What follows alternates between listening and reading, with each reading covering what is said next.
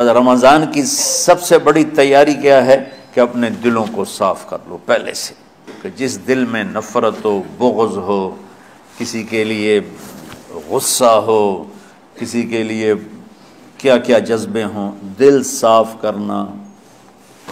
ہمارے گھروں میں روزانہ جھاڑو ہوتا ہے، یہاں مدرسے میں روزانہ صفائی ہوتی کہ نہیں ہوتی؟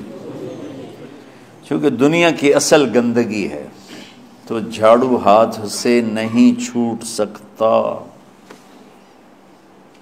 حرم شریف میں دیکھا کیسے چاروں طرف خدام پھر رہے ہوتے ہیں برش لے کر، تو دل پہ غبار ایسے آتا ہے جیسے صحن میں غبار آتا ہے،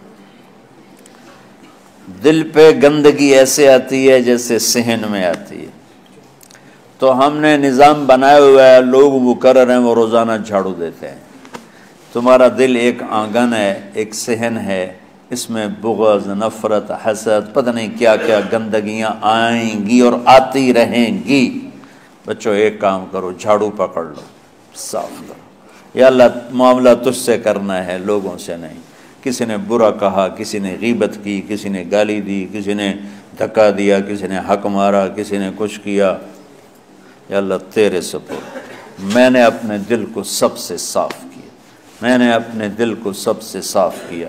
یہ اتنی بڑی عبادت ہے کہ بڑے بڑے نفلوں والے، تہجد والے، حج عمرے روزے والے تمہیں نہیں پکڑ سکیں گے، کیونکہ اس کا کرنے والا دنیا میں کوئی نہیں ہے۔ نفل پڑھنے والے تو بے شمار ہیں، عمرے کرنے والے بے شمار ہیں، علماء بے شمار ہیں، حاجی بے شمار ہیں، سخاوت کرنے والے بے شمار ہیں، لیکن اس ٹکڑے کو صاف کرنے والا لاکھوں میں ایک بھی نہیں ہے۔ مشکل کام ہے، آپ یہ سیکھ لیں، صاف کرو، صاف کرو، صاف کرو۔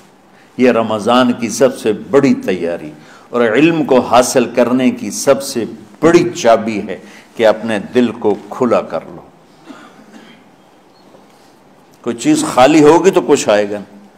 جس دل میں بغض بھرا ہو، نفرت بھری ہو، حسد بھرا ہو، کینہ بھرا ہو، اس میں خاک آئے گا، اس میں تو علم کی ایک کرن بھی نہیں آئے گی۔ اس زبان سے چاہے جتنے مرضی موتی بکھیرے، دل اس کا اندھا ہوگا۔ لا تعمل ابصار ولکن تعمل قلوب التي في الصدور۔ یہ آنکھوں سے اندھے نہیں، دل سے اندھے ہیں۔ تو بچوں اپنے دل کو صاف کرنا سیکھو۔ وہ کتنی مشہور حدیث ہے، آپ نے کہا اس دروازے سے ایک جنتی آ رہا ہے، تو ایک انصاری صحابی داخل ہوئے، جوتا ہاتھ میں، داڑھی میں وضو کا پانی۔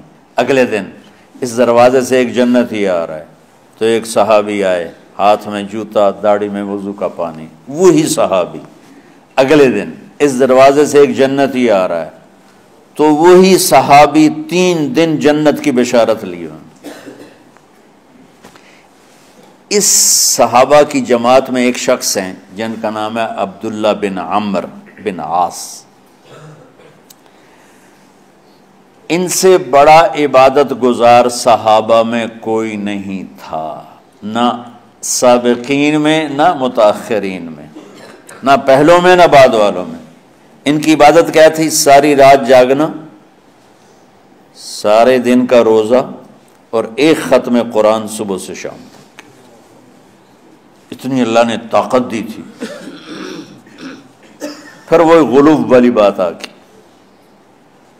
ایکسٹریم ہونے والی بات آ گئی۔ ان کی شادی والی رات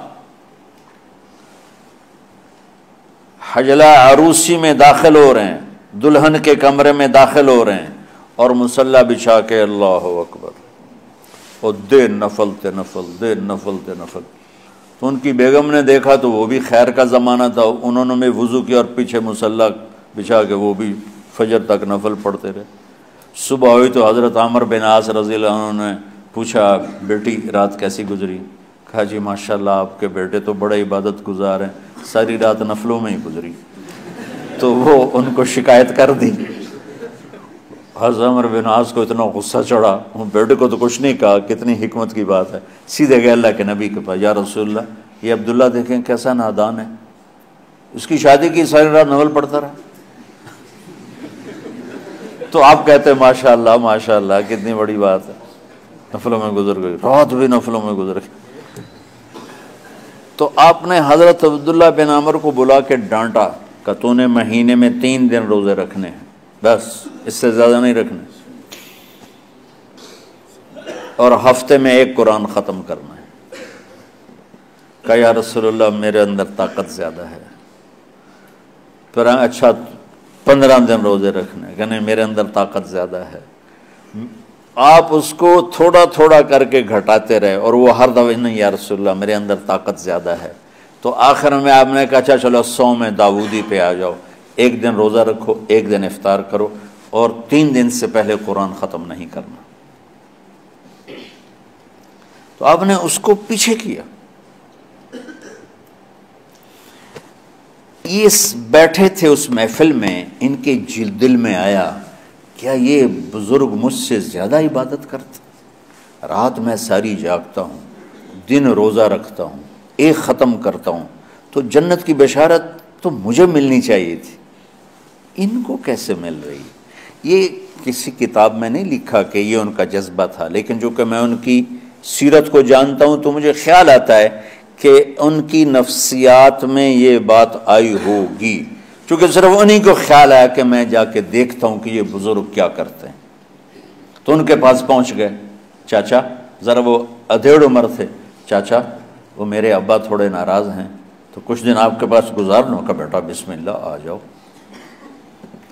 اب رات ہوتے ہی عشاء کی نماز پڑھ کے انہوں نے جلدی سے چادر اوپر لی اور یوں سراغ کر کے ان چاچا کو دیکھنے لگے ایسے کر کہ اب یہ کیا ساری رات سجدہ کرے گا، اور ساری رات روتے روتے روتے روتے مصلی گیلا ہو جائے گا، یا ساری رات رکوع کرے گا، ساری رات قیام کرے گا، ساری رات قرآن پڑھے گا، اس تصور سے یوں دیکھ رہے۔ اور وہ بزرگ صحابی تشریف لائے، سرانے پہ سر رکھا، اللہم بسمک اموت و احیا، ہو گئے۔ اب یہ دیکھ رہے ہیں ابھی اٹھیں گے، ابھی اٹھیں گے، ابھی اٹھیں گے، اٹھے نا، فجر کی اذان پہ اٹھے۔ اب یہ تو حیران پریشان ہو گئے کہ یہ کیا ہو؟ اس زمانے میں تو منافق تہجد نہیں چھوڑتے تھے ڈر کے مارے کہ پتہ نہ چل جائے ہمارے کفر کا، تو یہ چاچا جنت بھی لے گیا تو ستا بھی پیا کہ چلو کل دیکھوں گا۔ اگلی رات پھر چادر سر پہ کر کے اور یوں سراغ کر کے لیٹے ہوئے اور دیکھ رہے، چاچا پھر تشریف لے اور سرانے پہ سر رکھا، اللہم بسمک اموت و احیا، ہو گئے۔ فجر کی اذان پہ اٹھے، یہ اور پریشان ہو گئے کہ میرا نبی کا فرمان تو سچا ہے، اس میں تو شک بھی کفر ہے، لیکن عمل کیا ہے جس پر اس کو جنت کی بشارت ملی؟ 2 رکعت نفل بھی نہیں۔ اور آج کے دور میں تم میں سے ماشاءاللہ اکثر بچے تہجد پڑھتے ہیں کہ 1 رات اور دیکھوں گا، تیسری رات اللہم بسمک اموت و احیا، ہو گئی ساری رات۔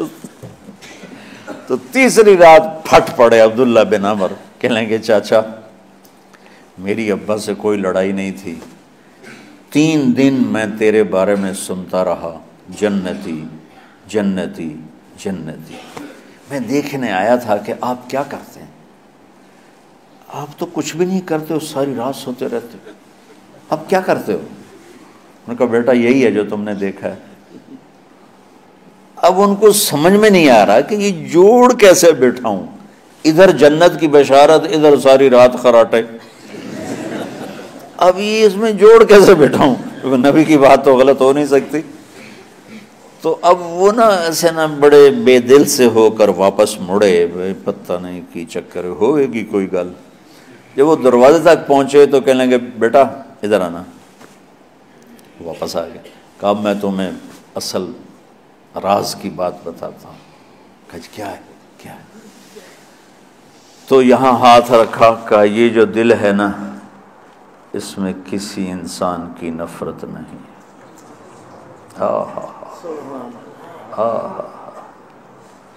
اور جب اللہ کسی کو رزق دیتا ہے، عزت دیتا ہے، مجھے کبھی حسد نہیں ہوا، مجھے خوشی ہوتی۔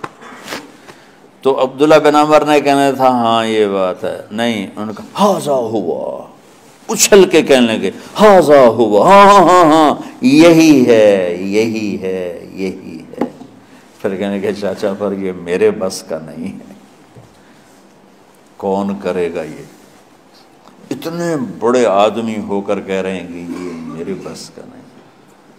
تو بچوں، دنیا میں جنتی بننا ہے اور علم اللہ سے لینا ہے تو اسے صاف کر دو، سب کی نفرت سے۔ سب، اس نے مجھے یہ کیوں کہا، اس نے مجھے یوں کیوں دیکھا، اس نے میرے بارے میں یوں کیوں کہا، اس نے میرے بارے میں یہ کیوں لکھا۔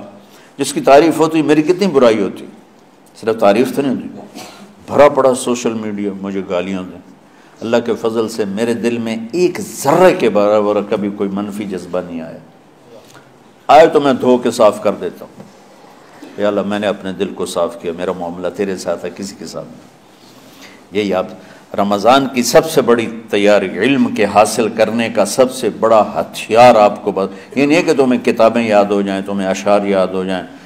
تو ساری امت سے کہتا ہوں رمضان کا استقبال کرو، دلوں کو صاف کر کے، نفرتوں کو مٹا کے، مذہبی نفرت، دنیاوی نفرت، رشتوں کی نفرت، بول چال کی نفرت، سیاست کی نفرت، لین دین کی نفرت، ان سب سے اپنے دل کو صاف کرو تاکہ رمضان میں اللہ نے علم اتارا، اللہ تعالیٰ آپ کو علم عطا فرمائے، اور باقی لوگ جو عام دنیا میں زندگی گزار رہے ہیں ان کے دلوں میں اللہ رمضان کا نور اتارے اور ہدایت کا نور اتارے۔ یہ سب سے بڑی تیاری ہے اس کی۔ اور کسی سے گلہ ہے، غصہ ہے، ناراضگی ہے، کسی سے بولتے نہیں ہو، ابھی سے شعبان آ چکا ہے، آپ شعبان سے رمضان کی تیاری شروع فرما دیتے تھے، تو اس کی تیاری کیا ہے؟ وہ دلوں کو صاف کرو، معاف کرو، معافی مانگو، تمہارا قصور نہیں پھر بھی معافی مانگ لو، دلوں کو صاف کرو، اور اللہ سے سخاوت مانگو کہ اللہ کو سخی بھی پسند ہے اور صاف دل والا بھی پسند ہے۔